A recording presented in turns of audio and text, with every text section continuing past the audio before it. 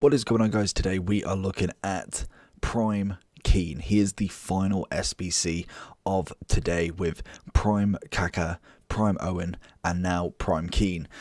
Probably, I hate to say it, but probably the worst icon out of the three. And he is coming in roughly the same as Owen. I just think for me, Keane doesn't really offer much. He's not bad defensively, and honestly, if you look at it as a face value, he's an alright card, but when you nail down into the stats and look at the individual, I feel like there's too much wrong with him to say that he's worth nearly 500,000 coins. You can go get a baby Essien for that, and he is much better, but we're going to look through it. Let me know down below, who is your most underrated icon? Let me know down below, make sure you like and subscribe, and let's get reviewing Keane. So Keane is the Irish centre mid, the 2-star skiller, 3-star weak foot, already the first problem. I don't mind too much about the skill moves. I really couldn't care less because he's going to be more of a defensive centre mid rather than attacking in some aspects. And I'm okay with that. But the 3-star weak foot for me needs to be 4 at a very minimum. For 500,000 coins and a 90 rated icon, you've got to have 4 at a minimum. High defensive work rate, medium attacking, absolutely fine. Right footed, 5'11", obviously an average body type. He was a relatively, he was pretty average, mid, kind of not stocky but not skinny, so he was a hard man when playing playing for Man U. And honestly, some of the tackles, which looks like they genuinely kind of justify over, but for me, pace is not good enough.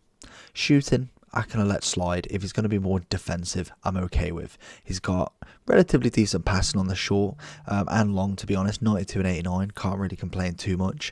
Agility balance is low, 70 and 77. I think for me, at this point in the game, it's not really good enough. Got good composure, good reactions. Ball control, 87. Can't complain there. Dribbling wise, I suppose we don't necessarily need it too much. Head and accuracy and jumping, again, 77, 79, not amazing, but he has got good strength, aggression, stamina, standing tackling, and interceptions to kind of go along with it. I feel that there's just mixed match of really low stats and really high stats. There's not a very nice balance between them, and I think for me, I'd rather take more defensive than anything. And obviously, the main chemistry style is always going to be that shadow. 82 pace, 93 defending. It turns him into a 93 CDM. It's much better, but I feel like the dribbling side and necessarily just his overall animations is a little bit wrecked in this. But in terms of how cheap and how you can grind it, I feel like he could be grinded for practically nothing if you have nothing else to put him into. But let's go and look at some gameplay, see what Keane did. So with Keane, he is that kind of mixture between defensive, and he does push up to pass more than take people on. And we see him here, first kind of like clip, just straight out tackle. He was pretty good at chasing people down. Like I say, he's not the quickest of players. With a shadow is not bad. He feels quicker, but I think for me, he still is relatively a little bit slower than your average CDM, especially if you're looking at the likes of Kante. Personally, I'm using Essien and Partey at the minute, two very big CDMs, quite nicely tackled and relatively okay pace, and obviously I'm asking with a shadow on as well. But I think passing wise, that was probably his main sort of attribute, that and maybe standing tackle. I feel like them two definitely worked really well. We see him pick up bits and pieces in the middle of the pitch, which is always nice, and it always leads to, I don't personally know how that went in, but it always leads to something. We see him trying to push forward because I want to see what sort of passing game he has going into where it counts. Obviously defensive, I can expect it. It's manual, it's personally me tackling, and he's already got very good defending stats. But I wanted to see Major, like that spin, don't know how he did that, but he managed to spin that around, and he managed to get the chip from Owen as well. So he has got his perks. I just think for me, if you look at every icon and every CM, I just don't think he's worth actually completing, in my opinion. So if we are to look at the overall, 448k on the Xbox, 428 on the PlayStation, I've given him an 8.5. And I think for a 90 CM at this point in the game should be relatively up there. He should be looking at 8.8, should be looking at 9. But I think for me, Keane is on the lower spectrum of the CMs, in terms of icons especially. If we do have a quick little gander at them, obviously you're looking at the main attacking ones here. It's a shame that we can't kind of like mix them, like we can't split them. I feel like it's... Oh, there we go. We can actually split them, I think. There we go. So if we look at CDMs and CMs, because cams are completely irrelevant, where's CMs gone? Am I being blind? Yeah, I'm being blind. Right, there we go. So I think it's... Oh, okay. Maybe not then. So obviously, in terms of, we'll have a quick look again and just look at the CMs if that's not going to work. So we'll go like that. So Xavi is more attacking, if anything. Pirlo, Seedorf, no, he's more attacking. I thought it was more defensive. Balak obviously is a nice one, but the price of him is just unreal. Cam, CDM, Matthias, again, you're looking at top tier there. Schweinsteiger, I suppose, is it's a very good mid, actually. That's a very well-rounded. Depends on where you want him, attacking or defensive. You'd go with a Hunter or obviously a Shadow. Makelele, again, another one, not bad.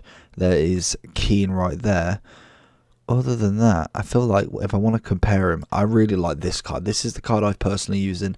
Obviously, he's coming in a little bit more expensive than the Keane SBC, but I think you're looking at something like this to be your kind of your CDM rather than Keane. But I think overall, I haven't got too much to say about him because I didn't really think he stood out, and that's the point. An icon, or at least someone at such a rating for such a cost, should stand out. You should be able to notice, not necessarily a difference, but at least something, a spark, anything. He's like really outstanding at tackling. He's improved the midfield. He's great at passing in terms of the cam roll. He's a good goal scorer. He's a good winger.